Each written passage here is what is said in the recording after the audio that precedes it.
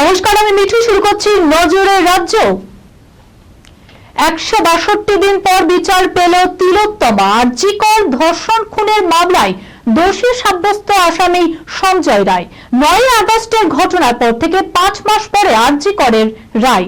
সঞ্জয় রায়কে দোষী সাব্যস্ত করল শিয়ালদা আদালত। সোমবার সাজা ঘোষণা করবে আদালত। সর্বোচ্চ শাস্তি চাইছে গোটা রাজ্য। কলকাতা পুলিশ 24 ঘন্টার মধ্যে যাকে ধরেছিলেন তাকেই সিবিআই দোষী সাব্যস্ত করেছিলেন। সঞ্জয় রায়ের মৃত্যুদণ্ড হতে পারে বলে মনে করছে আইনজীবী। আগামী সোমবার বোঝা যাবে কি হতে চলেছে। Sunirnoy imaging centre private limited advance প্যাথোলজিতে thalassemia screening, large size biopsy setup সহ সমস্ত পরীক্ষা, echocardiography, fetal echocardiography, CT scan, CT guided FNAC, 4D USG, USG guided FNAC, endoscopy, colonoscopy, uroflowmetry, spirometry, colour doppler, digital x ray, তাছাড়াও সমস্ত বিশেষজ্ঞ চিকিৎসকদের পরিষেবা একই ছাদের তলায় নিয়ে হাজির সুনির্ণয়। ঠিকানা 126/1 পিলখানা রোড, রানীবাগান, বহরমপুর, মুর্শিদাবাদ। বিশদে জানতে যোগাযোগ করুন 8373049252 7547900377।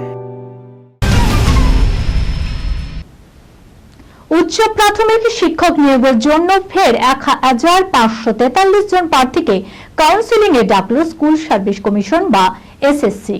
দ্বিতীয় পর্যায়ের কাউন্সিলিং এ এই 1543 জন অনুপস্থিত ছিলেন। অনুপস্থিত হওয়ায় শূন্য পদের নিয়োগ কাউন্সিলরের জন্য শুক্রবার বিজ্ঞপ্তি জারি করেছে এসএসসি।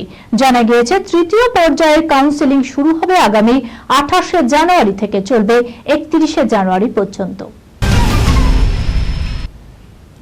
ঠিক যেন মণিহারা সিনেমার প্রেক্ষাপট। গা ছমছমে পরিবেশ। রাত গভীর হতেই দরজা জানলায় ঠক ঠক শব্দ।